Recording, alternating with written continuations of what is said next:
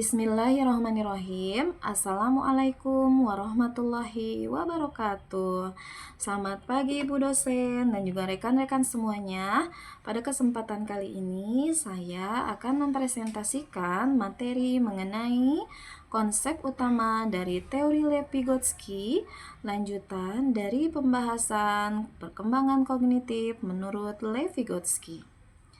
Teori perkembangan kognitif dari Lev-Vygotsky menekankan bahwa proses belajar anak sangat dipengaruhi oleh interaksi sosial, budaya, dan bahasa. Berikut penjelasan konsep utamanya yang akan dijelaskan secara runtut. 1. Interaksi sosial sebagai dasar belajar. Menurut Vygotsky, perkembangan kognitif anak tidak hanya terjadi secara individual saja, melainkan dengan adanya interaksi dengan orang lain, seperti dengan orang tua, guru, ataupun teman sebaya. Melalui interaksi ini, anak akan memperoleh pengetahuan, keterampilan, dan juga cara berpikir. Yang kedua adalah zona perkembangan proksimal atau ZPD. ZPD adalah konsep kunci yang menerangkan bahwa ada 2 tingkat kemampuan anak, di antaranya kemampuan aktual dan juga kemampuan potensial. Kemampuan aktual adalah kemampuan yang tidak bisa dilakukan oleh anak itu sendiri. Kemudian kemampuan potensial adalah kemampuan yang bisa dilakukan dengan bantuan orang lain. Pembelajaran paling efektif terjadi di area keduanya, yaitu kemampuan aktual dan juga kemampuan potensial, karena pada saat itulah perkembangan kognitif anak dapat berkembang dengan baik. Yang ketiga adalah scaffolding atau dukungan bertahap.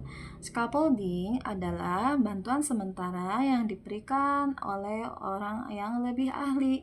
Contohnya, memberikan petunjuk, kemudian memberikan contoh, dan membimbing langkah demi langkah.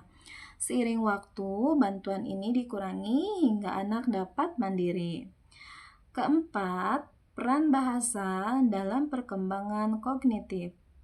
Vygotsky percaya bahwa bahasa adalah alat utama untuk berpikir, dan tahapannya diantaranya adalah bahasa sosial, private speech, dan inner speech. Bahasa sosial adalah bahasa yang digunakan untuk berkomunikasi dengan orang lain. Kemudian private speech adalah bahasa yang digunakan ketika anak berbicara saat berpikir.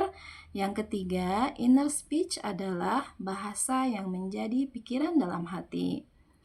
Melalui bahasa, anak dapat mengatur perilaku dan memecahkan masalahnya. Yang kelima adalah pengaruh budaya. Perkembangan kognitif anak dipengaruhi oleh budaya di mana ia tumbuh, karena setiap budaya memiliki nilai, cara berpikir, serta alat bantu yang diantaranya simbol, kemudian bahasa, dan juga teknologi. Semua itu membentuk anak memahami dunia ketika dalam proses belajarnya. Jadi, inti dari teori Lev-Vygotsky adalah bahwa belajar merupakan proses sosial dan kultural di mana anak berkembang dengan interaksi sosial dengan orang lain, kemudian bantuan bertahap, serta penggunaan bahasa dalam konteks budaya. Demikian uraian yang dapat saya sampaikan. Terima kasih atas perhatiannya. Pembahasan akan dilanjutkan oleh rekan saya mengenai penerapan teori Lev-Vygotsky dalam pendidikan anak usia dini. Wassalamualaikum warahmatullahi wabarakatuh.